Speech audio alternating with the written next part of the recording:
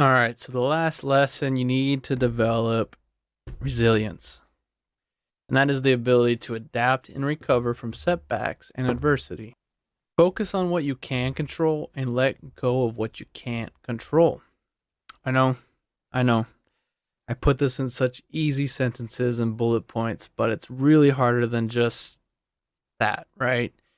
That's what all those previous lessons were building you up for, giving you tips and techniques on how to focus on what you can control and also how you can start to let go of what you can't control. This is going to help you build and cultivate a growth mindset that's going to help you embrace failure and think of it as an opportunity to learn. So never let a loss or a failure go to waste. Take a learning opportunity from those so you could be thankful that you had that small failure because now you know how to overcome that and make sure you could avoid those as much as you can going towards, your goals, the future of your trading. Having that support community that we talked about is going to help you with that resilience because when you're having your off days, you're going to be able to talk to someone about it and they're going to be like, hey, yeah, that something like that happened to me too. And this is what I did. You got this. Just, you know, it happens, right?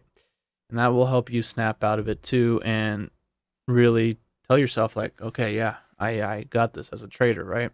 But the harder part, at least for me, is eating healthy, right? I love food and I don't even know if I love food. I think I'm just addicted to food.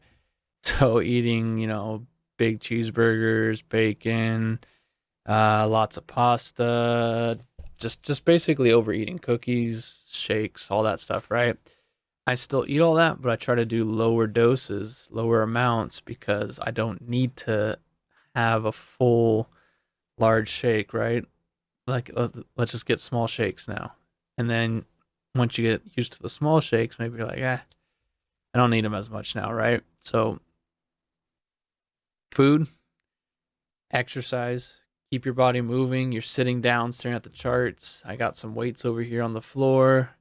I'll pick them up, do some punching with the light ones, squats, whatever, triceps, shoulder. Sometimes I just do jumping jacks. Sometimes I just stretch and take deep breaths. It's gonna be different from what I do, what you do. I'm not much of a gym person.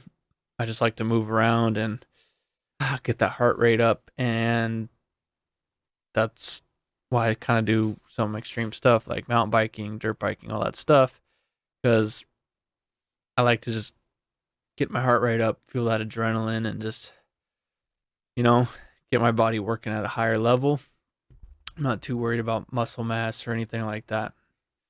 And then make sure you're sleeping. If you're not sleeping, you're not recovering your mind, your body, and you're just going to be operating at a lower level and you're not going to be able to think properly and execute at your highest level. So, all this stuff adds up together. But most importantly, make sure you're well rested and you're able to recover day after day and you're not just on a slow decline until you break, right? And then just remind yourself that setbacks and losses are natural, part of trading. You can't win 100% of the time. So make sure your losses are small, learn from them, and push forward and start focusing on how you could improve your profits and execute at the level you know you can.